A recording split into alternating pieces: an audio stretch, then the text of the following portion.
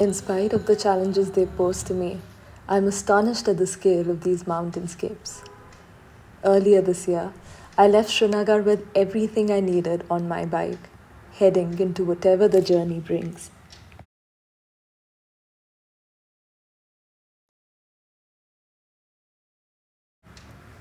I moved from the maze like lanes of villages into the forests and valleys. At the very outset, sustained climbs follow. The Sindh is a companion, sometimes close, then drifting away. Over the first few days, I feel like I'm losing the plot quite quickly. I take the time to recalibrate, learn to manage the upslopes, the weather, the roads, my own body and mind as I continue to move ahead. As the first pass comes into view, I push, drag, crawl against the cramps in my thighs and the lead in my feet. It takes a few days to make peace with the terrain, build a relationship with the pain, and embrace the ruggedness and bumps along the way. The distances keep shrinking as I make my way forward. Landscapes and seasons evolve before my eyes, from early dawn to late nights. I pedal my way across testing landscapes and grueling terrains. It's a long time spent with myself in a series of long days.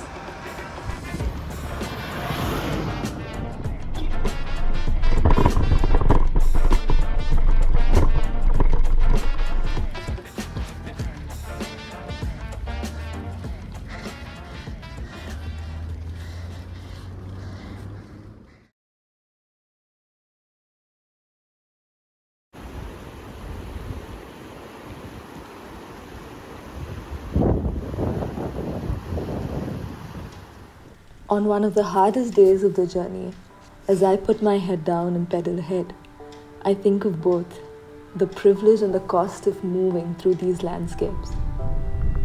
Belonging is hard business.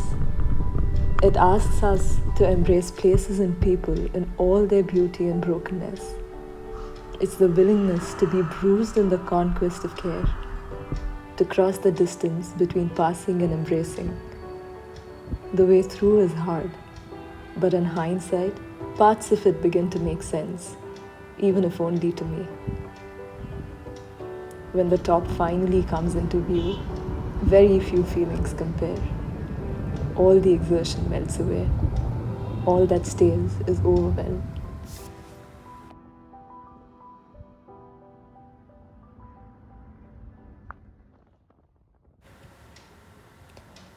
The truth is, I love the grind. I love the challenge. I love not knowing what the next day will bring. I love the downhills that follow hard climbs. A good reminder that joy outlasts pain. I've woven in and out of Sonmarg, Dras, Kargil, Mulbe, and the stories of so many smaller towns along the way.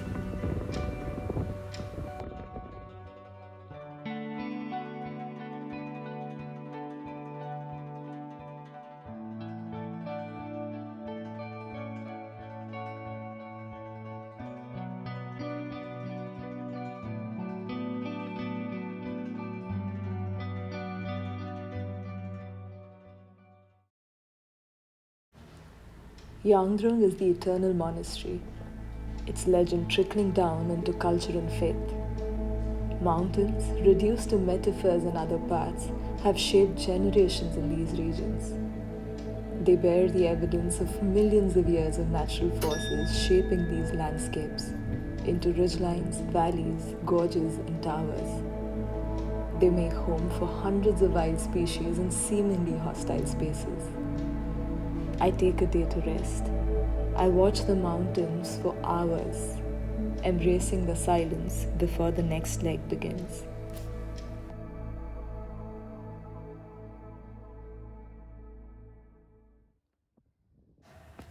In a day, I make my way to Leh. Leh holds a special place in my heart, and this one day I rush like a child eager to get home. This time, though, it doesn't feel the same. At the height of the statehood protests, for a place whose parting memory for me was of wilderness and clarity, I come to find it in genuine pain. A quiet moroseness looms over. Families mourn the violence like personal loss. Access and communication is cut off. The mountains, grasslands, valleys that have taken me and thousands of people in their familiar embrace fight to protect their faith. Since beginning in Srinagar, I feel like I've carried the weight of these places and conversations as I've kept moving ahead. I often think what the alternative is. We can't protect ourselves from the harshness that underlies the gorgeousness. To love is to not look away. I sit with Anile in her kitchen for as long as I'm there listening, not knowing what else I can do. When it's safe to move again, the last leg of the trip begins.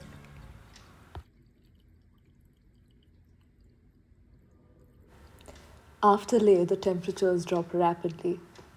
My breath fights to adapt to the thinning air early morning before settling into the calm ride through the day. Hours and days constrict into a cyclical pattern of moving and resting.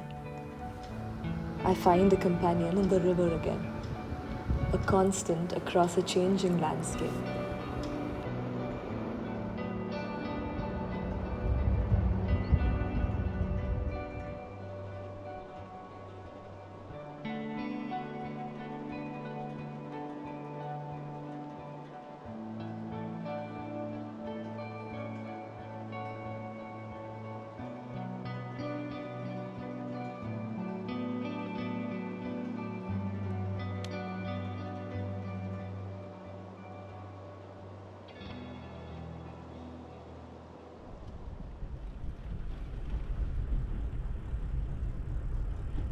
Hi guys, hello.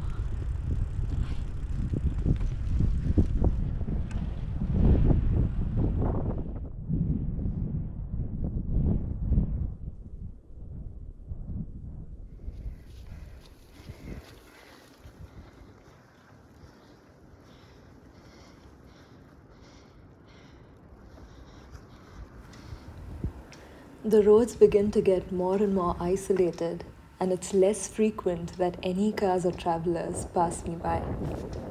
Closer to Hande, the landscape only expands further to change into a vast, open grassland nestled among peaks.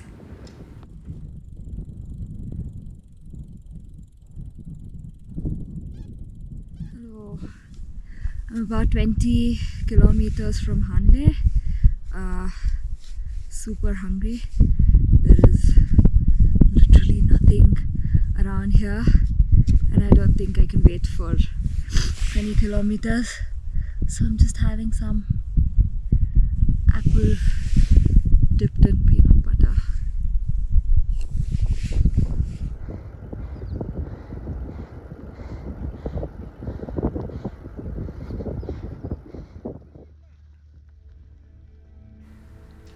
The evening before attempting the final pass, I sit in silence among the mountains.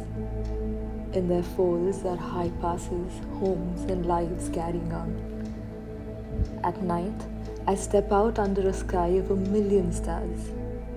In both these cases, I can make sense of neither their scale nor the idea of time. What I do feel is our transience against their vastness, and how in this brief moment that our lives unfold, even in passing, for better or for worse, we leave our mark.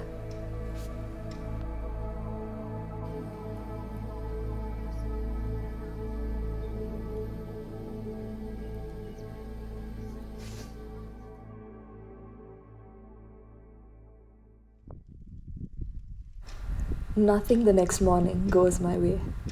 I lose network, the fatigue is building up, and with the winter setting in, the isolation and uncertainty of what lies on the other side gets to me. I've been riding alone for hours before I decide to pause and take stock. Here, the complete consequences of what it means to be entirely responsible for my safety and decisions sink in for the first time. And so at a point that was as far as I could go that day, I turn away.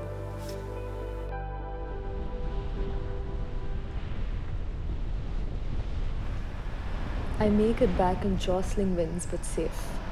What might have been on the other side and the many possibilities and alternatives that might have worked out play on my mind endlessly. But I also know the mountains are here to stay, and so am I.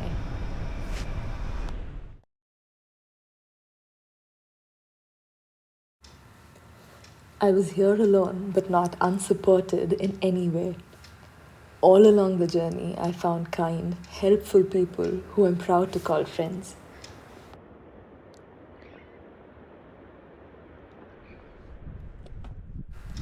Resigned to the idea of packing and leaving, I was mentally and physically drained. After weeks of riding alone, I decided to show up at the foot of the final pass at the insistence of my friends. This truly turned out to be one of the best days. Of all the passes I'd attempted so far, this was also the most challenging. But that day, with the last rays of the setting sun, the mountains let me pass. Not all days have been mine. This probably was. Mountains aren't unforgiving, they just are. Maybe that's why, in spite of all the ways in which I was tested, here I felt safe. I wanted to be surrounded in their wild embrace. I wanted to be filled with curiosity and strength. This was a place where, at least for a little while, I was entirely myself. Where, for whatever inexplicable reason, I trusted everything would be okay. Weeks since being back, I still struggle to find the words to express what the experience was. How to properly describe how these places make me feel. How they've saved me time and time again. How they make me a better person. How they simply make me. If there's one thing these places have helped me learn more than anything, it's this. No matter how many times it takes, I hope to always have the courage to start again.